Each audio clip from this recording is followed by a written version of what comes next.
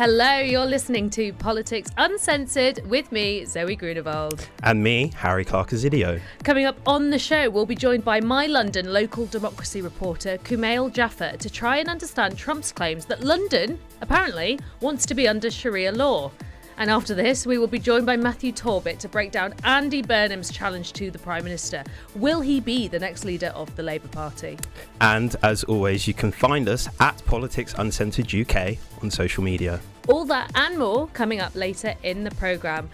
First, it's the Week Unwrapped, but I do think we should introduce you properly, Harry, to listeners. Would you like to tell us who you are and why the hell you're here? Sure, I am Harry Clark-Azidio and I am policy correspondent at The New Statesman. And I got to say, it is a pleasure to be welcomed to the FUBAR family by you, Zoe. It's been 2 years, I think, since we've last worked together professionally, where we just yaps in the office. So I'm glad that we now have a good excuse to actually just chat a lot of shit, basically. Yeah, I'm slightly nervous because we didn't get a lot of work done when we worked together before. So maybe this show will not... Maybe. It's a one and done, basically. We'll see. Obviously, you're standing in for Ali while he is off this week, but I think he is back next week. So if not, we have you on hand. Yeah. So let's talk about this mad news week that we've had. I feel like so much has happened, and a lot of it is just crazy men doing ridiculous things. Yeah. But let's start with Keir Starmer's announcement that was literally moments before we started recording. Breaking news. Yeah, so he's expected to announce plans for a compulsory UK-wide digital ID scheme in a speech tomorrow. Apparently, according to the BBC, the Prime Minister believes it would help crack down on illegal working and modernise the state, according to senior figures in government. The practicalities of the scheme will be subject to a consultation. That's a fairly normal government step. But it will also look at how to make it work for those without a smartphone or a passport. The previous Labour government's attempt to introduce ID cards was ultimately blocked by the Conservative Liberal Democrat coalition. But earlier this month, Sir Keir Starmer said he thought the debate had moved on since then, adding, "We all carry a lot more digital ID now than we did 20 years ago." Reports have also suggested the government's plan to use a new scheme to check people's right to live and work in the UK. OK, so all of this is very speculative.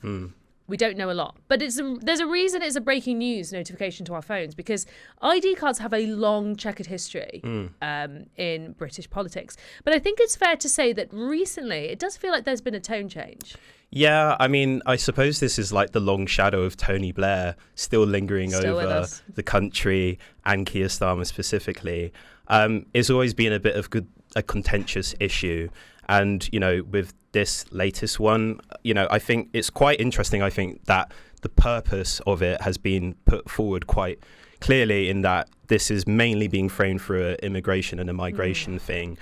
Before, it used to sort of be almost like a veil to be like talking about, you know, stuff about work, stuff about having people's safety. But now, obviously, this small boats issue, the crisis, using inverted commas, has required some more forward action on this, and digital ID cards is going to be one part of that. But for example, you know, this issue about, you know, the boats and stopping the boats and the discourse is not going to end just because we have digital ID cards. And if anything, it is going to just, you know, the government specifically talk about maybe a black market about these things coming up. You know, this is one solution to a very big problem. Yes, I think it's interesting. I mean, there have been suggestions that ID cards would help governments get a grip on illegal migration, because you could, in theory, go up to somebody and say, hey, let me see your ID card, and either they'll have it to show you or they won't. And therefore, you can establish if they have a right to live and work in the UK. But you can easily see how that can be circumvented, not least because we don't have an awful lot of police on the streets to go up to people. And, you know, there will be lots of concerns about people's privacy and, you know, I'm sure the profiling of specific individuals as well. So it does feel like a bit of red meat, I think, to those migration skeptics. But I think you're right. The practicality of this also, presumably this is going to come with a large price tag at a time where Rachel Reeves is trying to find £30 billion worth of headroom in the budget. Yeah, large price tag. And with anything when it comes to the British state trying to implement big policy changes that also surround technology, it can be quite shit, for lack of a better term. I think it is obviously one part of the whole, but I suppose, you know, you have to look in terms of the practicalities of something like this, and actually whether, when it comes to the policy implementation, because that's the key, and in terms of how this is going to be enforced, this is at this stage, as far as we know, just a big sort of, broad idea. When it comes to the policy implementation, as we've seen with much of the government's agenda, it is a bit of a chat record. Yeah, how long would this take to implement? And as you touched on, I think people don't really understand the mess that the government's IT system is in, and because it's a pretty boring thing to talk about, right? Yeah, not too sexy. And it would cost billions of pounds. But basically, because of the way our government was set up, every department has almost a different IT system that can't speak to another IT system, which is why often you find that HMRC, for example, is not joined up with DWP, so people often have to fill in lots of forms just to do one simple thing, registering for their pension or whatever. And it is so difficult to get these IT systems to talk to each other. The idea that you could have a digital ID system where you could check it and it would reveal, for example, all your NHS data, all the benefits you're entitled to, your pension. I mean, it sounds great. And I think in many ways, people would say that's exactly what I want and expect from my government in the 21st century. But I think it's going to be prohibitively expensive. I can't imagine how they think that is going to be. I mean, if you look at how expensive digitising the NHS was. I mean, like, if you even look at it philosophically, we talk about this Orwellian concerns about a big nanny state. And if anything, that's going to be a challenge for the government, trying to sell this as a non-invasive intrusion in people's lives, for example. But also, with getting people on board, you have to also speak, you and I were chronically online and glued to our phones, but there are a big issue in terms of getting people on side. And, even with Labour's plans for the NHS is actually those who are digitally excluded or suffer from, tech poverty and don't have access to these things. So there's a lot of questions basically for the government to answer on this. Yeah, I think that's absolutely right. But we'll keep a close eye on that. I think that is a big story unfolding, and we'll bring up lots of interesting, as you say, philosophical, moral, ethical debates about privacy, safety, and also what it is people expect from their government in the 21st century. Okay, to another man now doing big things in UK politics. It's been the Lib Dems week. It's been the Liberal Democrat conference. And I think, actually, you probably haven't missed it because Ed Davey said something that the media were all over. And I think it's quite clever Ed Davey's strategy, actually, because often the Lib Dems get ignored and missed. But this time, they have been focusing their attention on Nigel Farage and Reform UK. Liberal Democrat leader Ed Davey said his party has a moral duty to keep Nigel Farage and his Reform UK party out of power. He also argued that Reform government would make the UK more like Trump's America, saying that it'll be harsh and not true to British values. Apparently, the Lib Dems were also handing out Lego models of plastic patriot Nigel Farage at their conference in Bournemouth. Farage said, "Imagine living in the Trump-inspired country Farage wants us to become, where there's no NHS, so patients are hit with crippling insurance bills or denied healthcare altogether. Where gun laws are rolled back, so schools have to teach our children what to do in case of a mass shooting, where social media barons are free to poison our young minds with impunity." This is interesting, isn't it, Harry? Because actually, Nigel Farage hasn't really said he wants to roll back gun laws. No. Or at least not recently. No, I think those comments were made in reference to some opinions Farage shared about the Dunblane massacre back in the 90s. Look, Nigel Farage is a very big, easy target.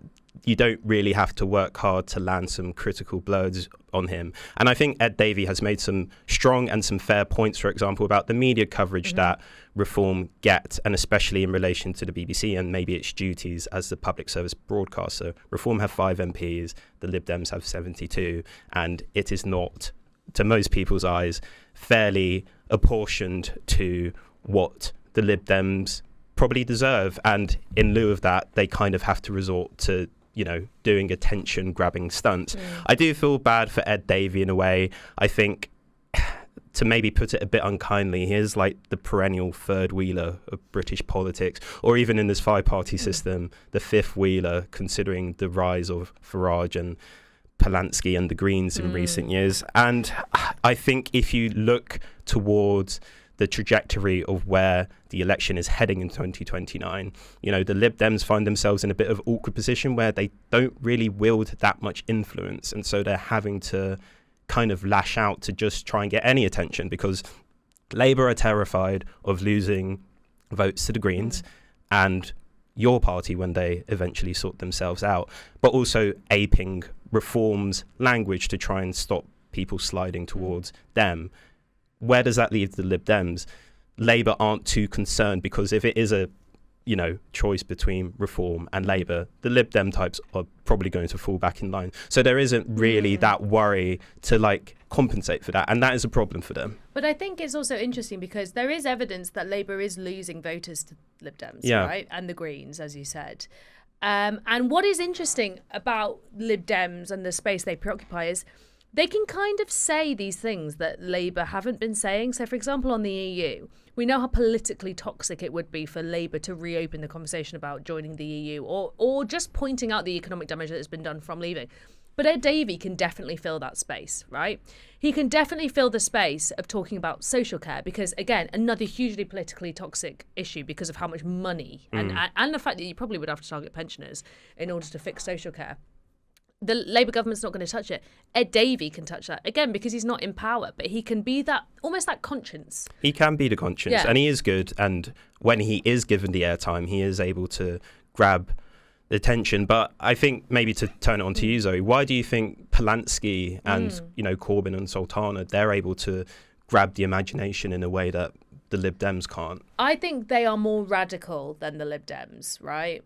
Ed Davey is not radical. I mean, I guess his position on Brexit is fairly radical in that it's not, except of course it's not. It was the establishment view for a very long time, but it is in the fact that nobody else in the mainstream collective is talking about that.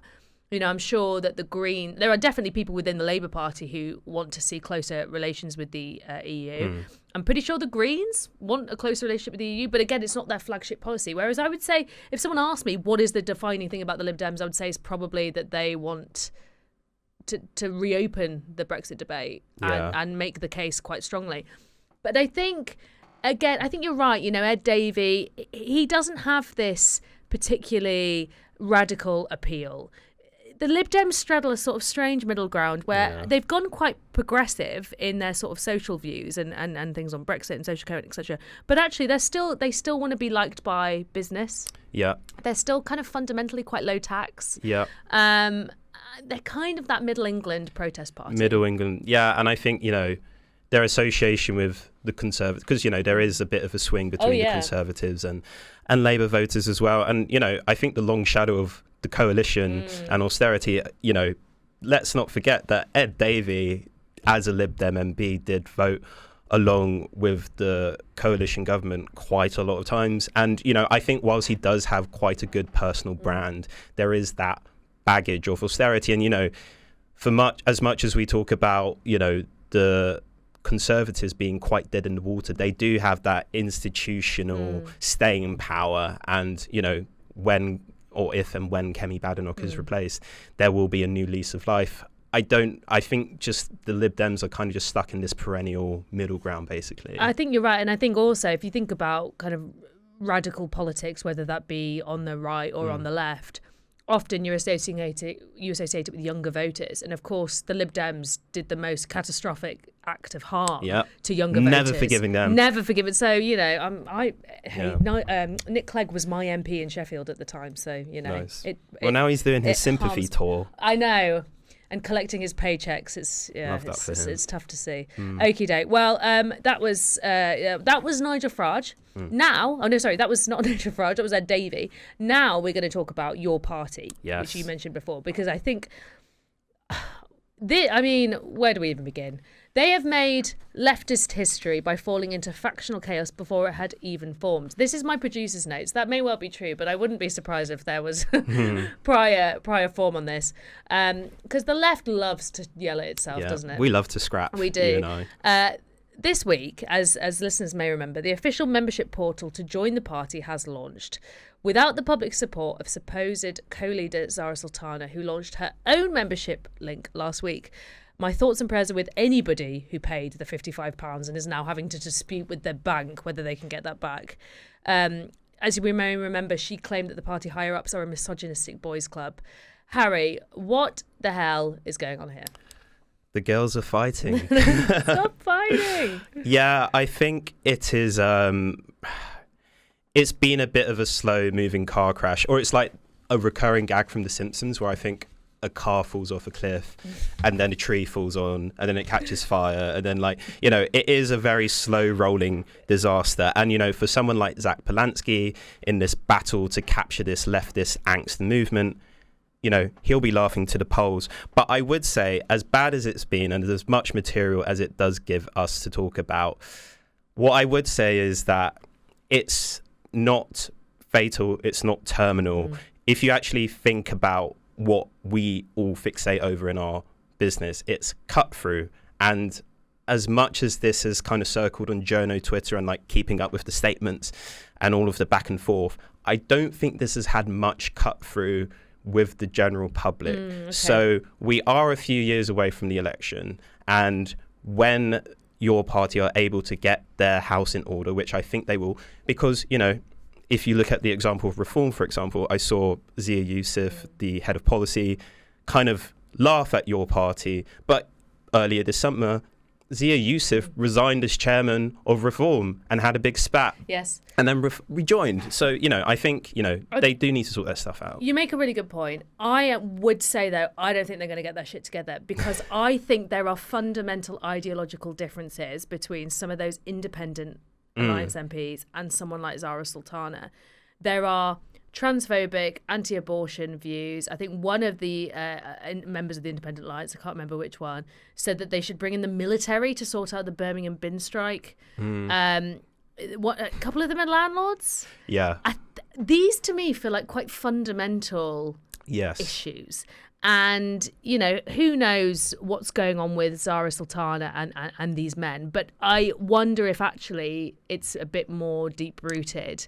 And yes, the left should be a broad church, but I think on this, if you have the Greens filling that socially progressive space, my question, and they're already established, and Zach Polanski is doing well. He's turning the party, he is restoring the Greens' fortunes. I think he is doing a good job of communicating. I don't think it's going to get much cut through if they can't be disciplined on their values. That is a fair point. Whereas the right, they'll do anything for a bit of money. That's my view. I think the reason the left always fight is because they're driven by their values. Yeah. And therefore it's much easier to fall out. Whereas the right are driven by money. It's much easier to forget your values in the face of money. Yeah, I mean, you do make a good point. I suppose, there is a sort of line of sympathy towards Sultana about her perceived pushing out and this weird relationship with Corbyn. I don't know. I mean, do you think that it is actually quite viable that this is... Because, it is... I think these independent groups of MPs, they have been somewhat unfairly framed as just, being the Gaza MPs.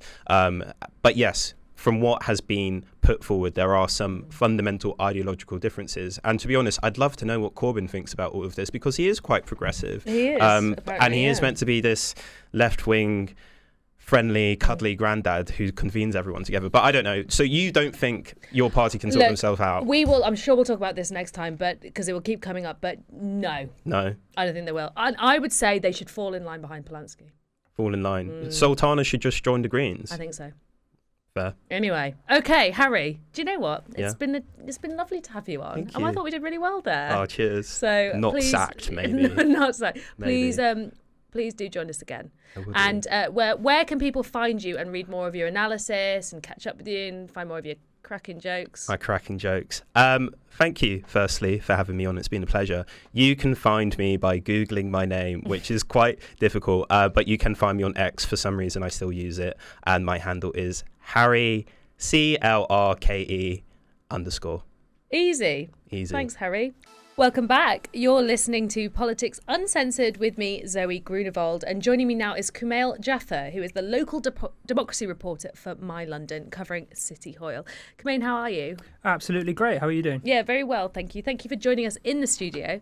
It must have been difficult for you to get here since London is so appalling. It is a bit of a wasteland, according to the President of the United States. We might remember... Just the other week, there was a very cordial UK state visit. We literally rolled out the red carpet for Donald Trump. But he turned his ire towards Sadiq Khan, our mayor, this week, saying, "I look at London, where you have a terrible mayor. Now they want Sharia law," with the London mayor responding that Trump is racist, he is sexist, he is misogynistic, and he is Islamophobic. Trump, as we know, he shoots from the hip, he says what he thinks. But this is a pretty unprecedented attack on the London mayor. Bear in mind, the UK and the US are longtime allies. And as I said, there was just this state visit that seemed pretty pleasant the other week. What's going on here? Absolutely. Well, luckily on the way here, I wasn't stopped by the Sharia police, as Trump might have thought. Me neither. That's good to know. But this is kind of the culmination of almost a decade-long feud between Sadiq Khan and Trump. It started when Sadiq Khan got elected mayor and Trump said he would actually exempt him from the so-called Muslim ban in 2016. And then it's just kind of spiraled from there. As you say, even during a visit in July, Keir Starmer was forced to defend Khan after Trump called him a nasty person. Starmer said, well, he's my friend. Not quite a lukewarm defence. But then, as you say, it's spiraled. He's commented sort of 3 times during this latest state visit. Once he said, I'm glad he didn't invite him to the state banquets. Again, Khan didn't respond. But it was his comments at the UN General Assembly in which he talked about, as you say, the Sharia police, that then Khan decided to respond in turn, fight fire with fire. As you say, this is a long feud. And I think we know with Trump, sometimes these things are just personal. He seems to be quite ego-driven.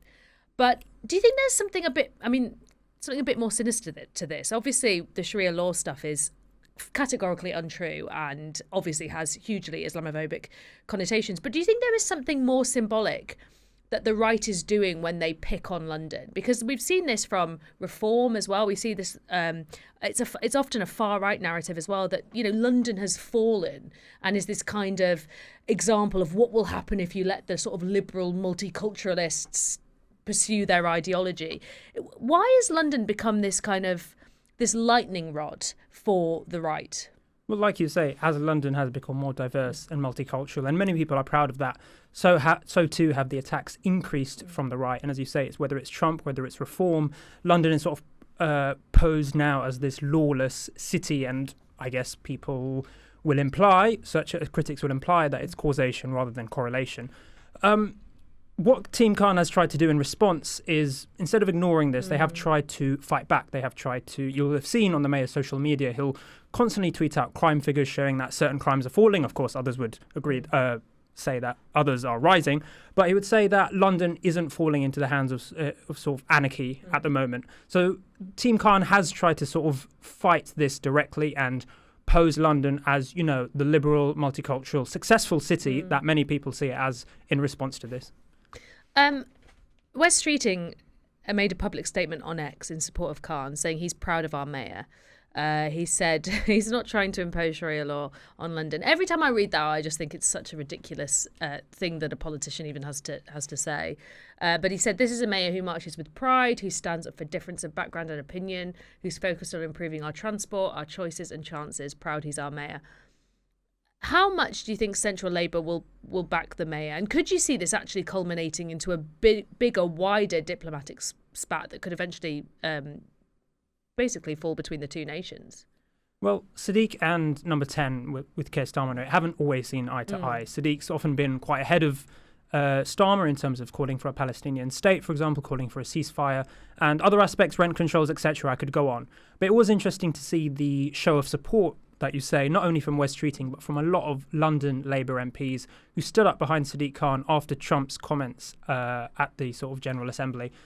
As I sort of raised before, in July, Starmer did offer quite a lukewarm defence of Khan. So it will seem that if this feud carries on, and of course we've got 3 more years of both of them at least, if this feud carries on, Starmer might have to choose between mounting a stronger defence and perhaps risking offending Trump, who he's tried so hard to court in recent years, or leaving sort of his mayor to toast and leaving him to fend for himself. Very interesting. I hate to even ask this, but I feel like we should address it. Is there any evidence that London is implementing Sharia law? I think this stemmed from right-wing conspiracy theory that was sort of floating around a few years ago about no-go zones and sort of radical Muslim Islamist zones within London that implemented Sharia law and Sharia councils.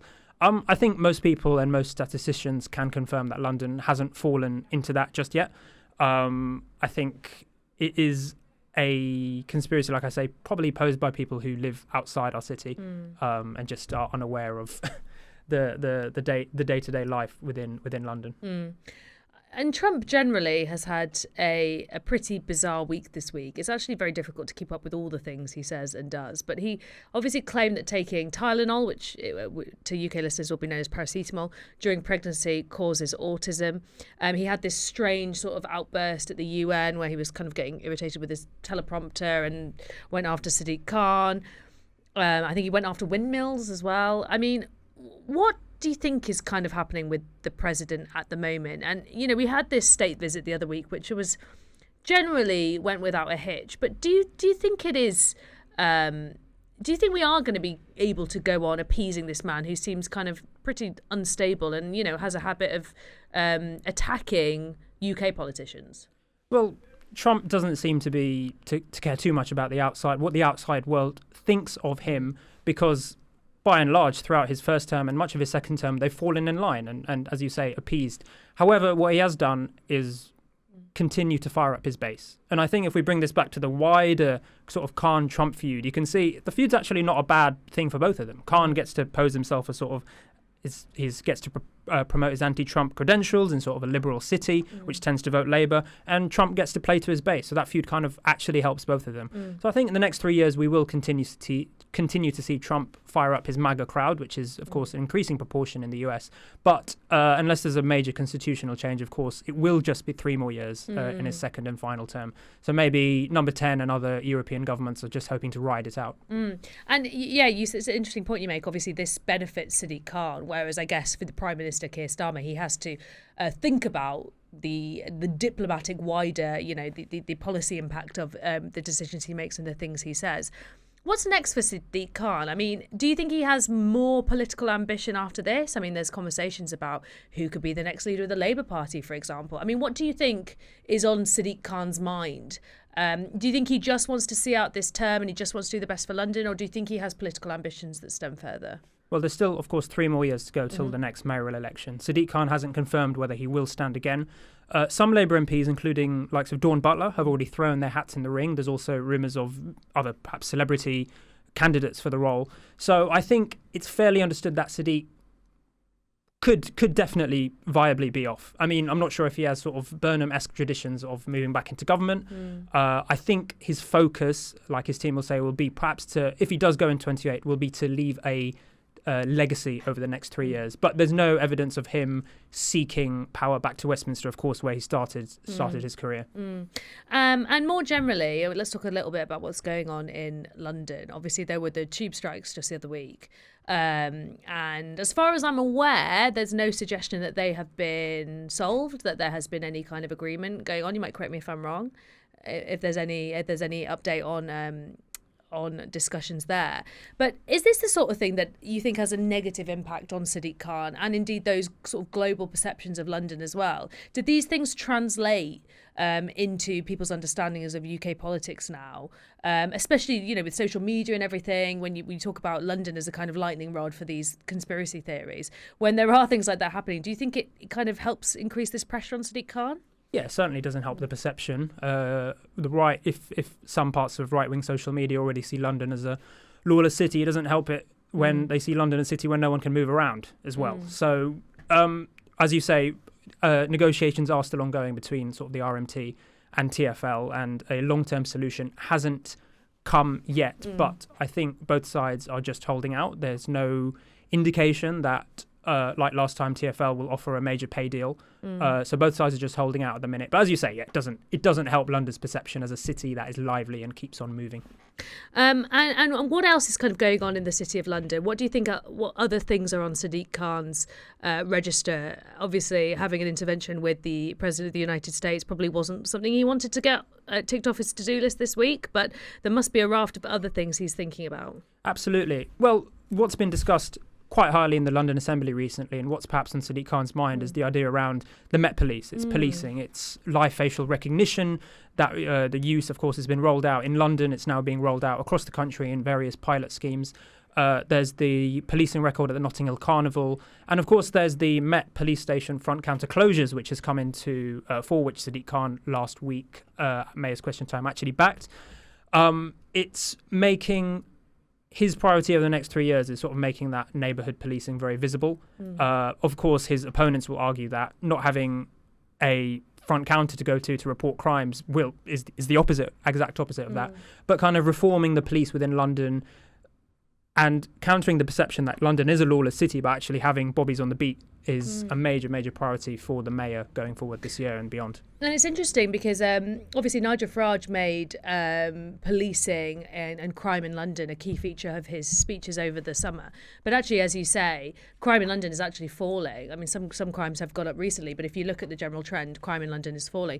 Particularly, there are some boroughs where it's significantly falling. Like I think Islington, where we're recording, is an area where London is seeing crime falling quite a bit. But obviously, there have been an increase in these kind of perceptible crimes like having your phone snatched, bike theft, etc.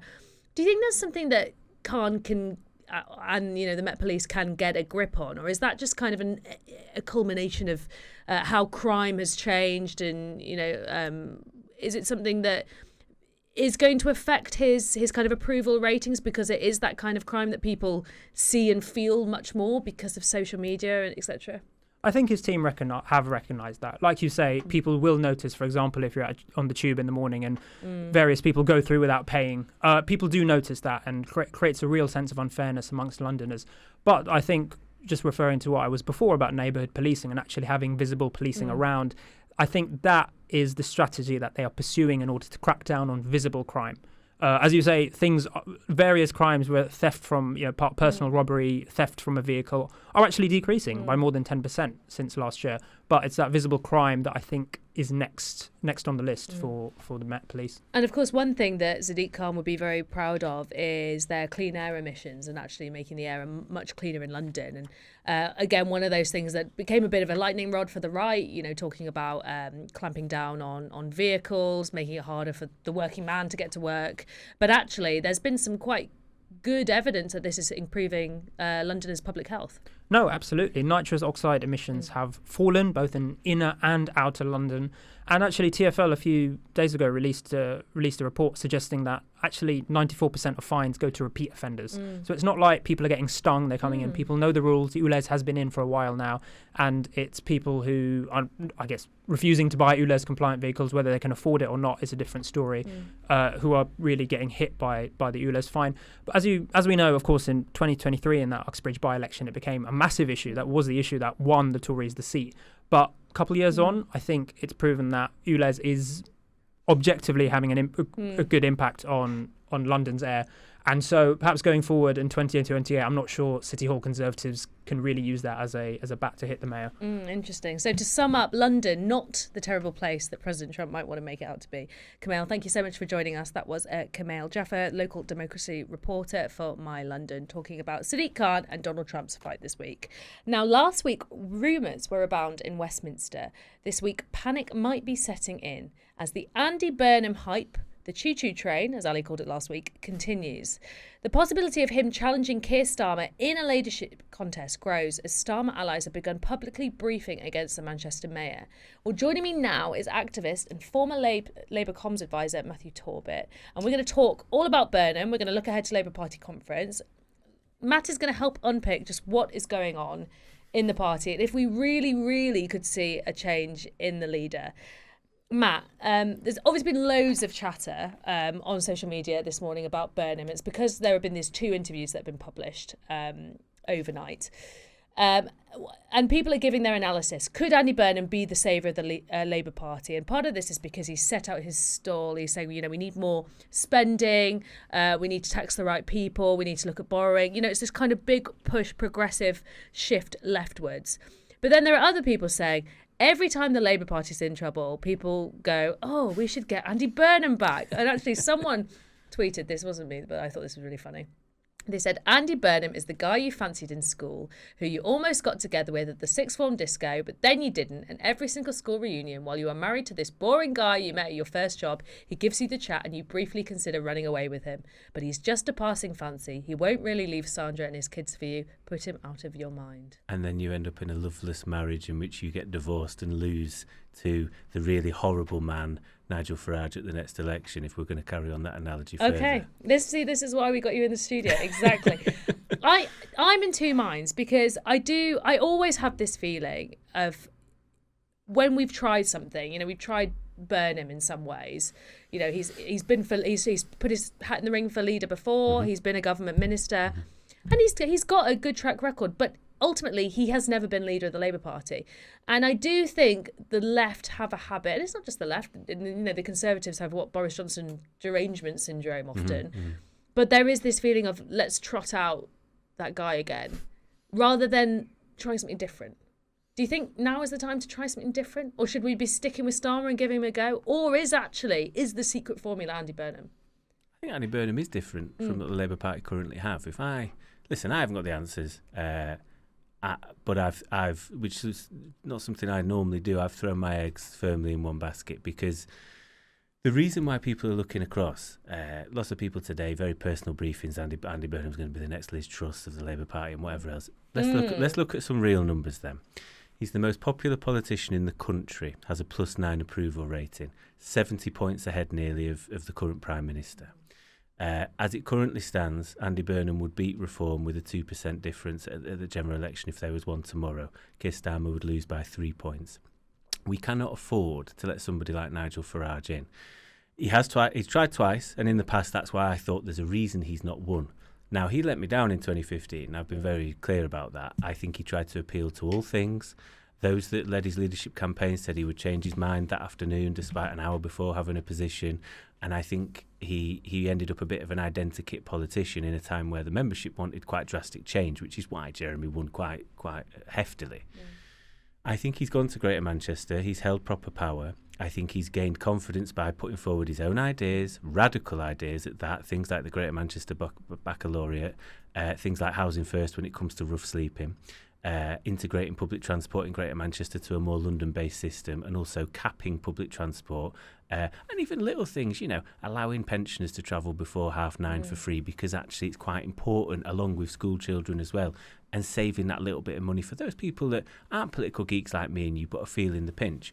The way I see it, can Andy Burnham win an election? I don't know. What I do know is Keir Starmer will not, and I do not see, when we're talking about anything different, I do not see out of the current cabinet anything different or anyone else that could win a general election. There are basically several shades of the same Labour that would put themselves forward, and I'm not confident any of them could win a general election. I think Andy Burnham would give us half a chance at maybe doing so. Yeah. Keir Starmer obviously said when he came to power he was looking for a decade of renewal, right? And he said there's no quick fixes. What we're going to do is proper...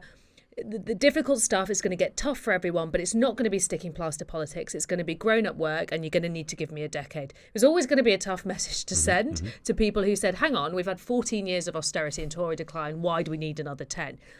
Burnham is saying, actually, we need to look at tax. We need to look at spending more. We need to look at borrowing. We need to look at lifting the two-child benefit cap. He's actually putting together a pretty progressive raft of policies that he thinks would alleviate things like child poverty, that would increase public spending. He's looking at social housing as well. But of course comes the usual complaints of people saying, well, hang on, we can't just borrow loads, because what about the bond markets? And there was a quip in some reporting today from the New Statesman. Apparently one senior Labour source said a Blairite, a Brownite, a Corbynite and a Trussite went to the pub. The barman said, what do you want, Andy? Of course, this is a dig at Andy Burnham, dismissing the bond market, saying we can't be ad hoc to the bond markets, we have to be able to borrow. But there is some truth to this, isn't there, that if governments could just borrow, that would be great. But there is always the worry that the markets, like they did with Liz Truss, would bring you down, or the media would bring you down.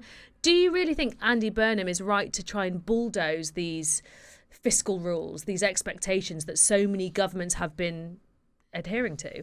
So I think there's a couple of things. The quip that I keep seeing about a Blairite, a Brownite and a Corbynite, I think totally misreads the fact that Andy Burnham does have an ideology. For me, it shows a man that has been loyal to the Labour Party and has served whatever leadership the membership has chosen. I think, therefore, lots of people that use these sort of quips tend to be the more factional elements of the Labour Party and would resign from the front bench on a whim because they didn't like said leader.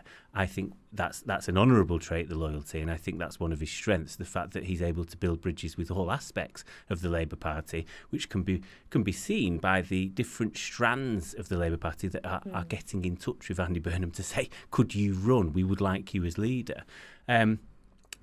We can't just borrow. I admit this. Listen, we're in a position where £140 billion was borrowed last year, £105 billion was just to pay off the interest on the debt. That's ridiculous. The idea that it would be like Liz Truss when you're totally open about your plans and not hiding it from the OBR shows that it would be nothing like Liz Truss. And ultimately, I think there was an air of complacency about Keir Starmer saying we need a decade of renewal. I agree it will take a lot longer than 5 years to undo 14 years of Tory rule and to make people feel better. He didn't expect, and neither did anyone else, up until very recently, expect the spoiler that is reform, and therefore just because you've battered the Tories, they probably banked on having 2 terms. That's not going to be the case now, potentially. So I think, I think again, the decade of renewal stuff comes from the stuff Andy Burnham's talking about. We can either tinker around the edges, and the broader message about the bond markets, for me, is actually more pitching towards Labour voters and Labour members. If you spoke to Joe Bloggs tonight and explained to him that, the people that are elected aren't really in charge, most people would find that ridiculous, and that you have to kowtow to invisible market forces and people with lots of money. There'll be an element of person that will go, we can sort of imagine that people with lots of money run the world, whatever else, and get a bit conspiratorial. But I think that what he's trying to say is the broader message of, we need to be better than this. We need to be able to run the country, and actually we need to be allowed to run the country in a way that we think is the best, particularly bringing the more obvious aspects of public services and the priorities of housing and railways and whatever else, water, into public hands. Why should we? And the thing is, even if we don't, we're going to have to bail Thames Water out next year because they're in a state. So we're doing it anyway. This is the thing, right? People, all these MPs saying, we can't just dismiss the bond markets. We need to keep the bond markets on side. Well, what good is that doing us? We're still seeing decline. Every time Rachel Reeves balances the books and keeps the bond markets happy, do we feel any better? No. There's another 30 billion black hole we have to fix next time. So clearly, keeping the bond markets happy isn't necessarily working. Not to say you can dismiss them entirely, but it does seem extraordinary that governments have been so strict in adhering to their fiscal rules, and yet we've continued to see managed decline.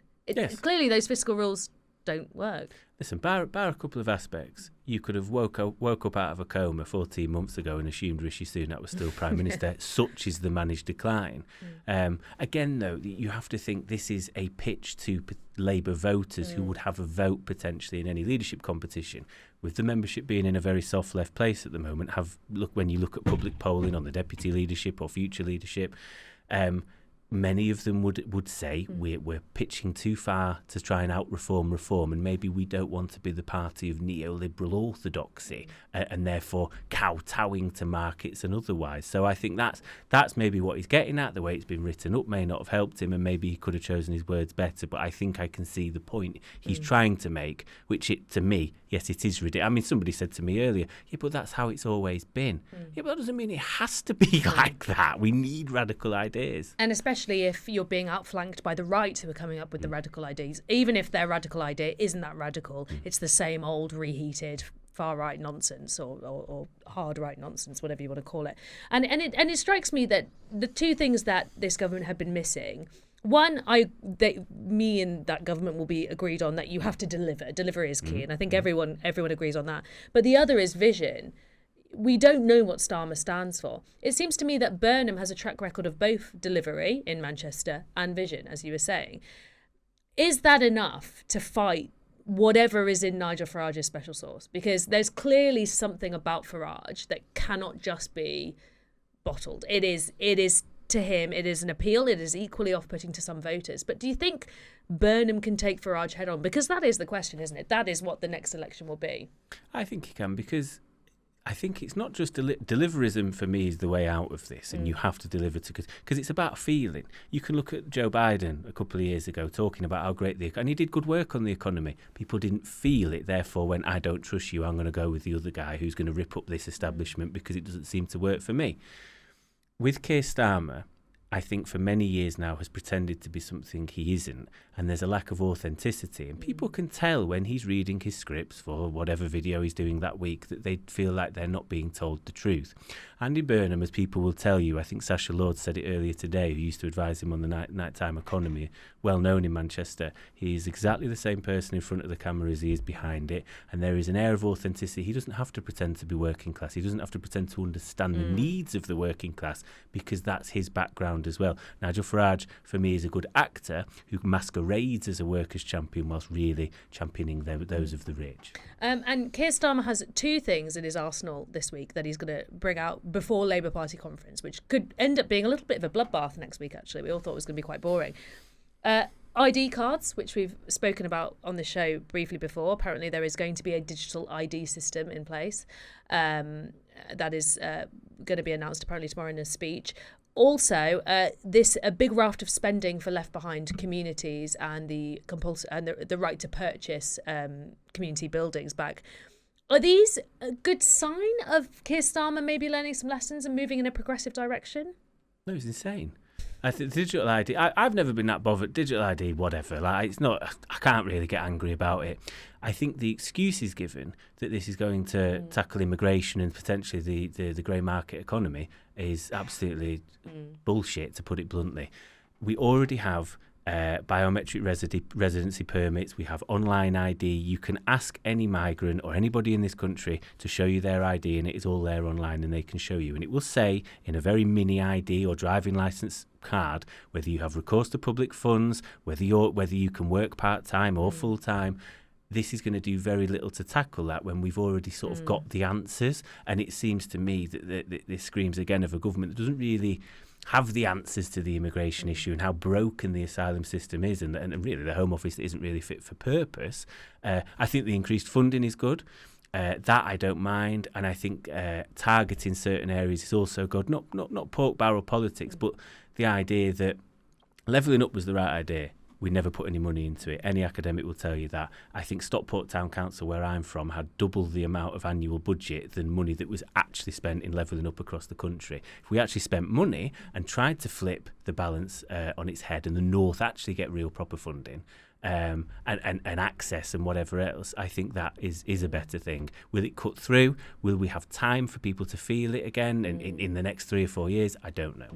Very interesting. Well, we'll be keeping an eye on that next week at Labour Party conference when the details all become clear. But Matt, thank you so much for joining us today. That was fascinating. Always great to have you.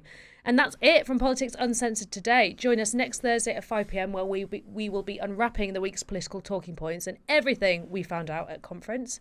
You can stay up to date with the show by following at Politics Uncensored UK on social media, and you can find me at Zoe Grunewald. And if you've missed any of today's show, you can of course listen back and catch up at FUBARradio.com or via the FUBAR Radio app. Thank you so much for listening, and I'll see you next week for another episode of Politics Uncensored.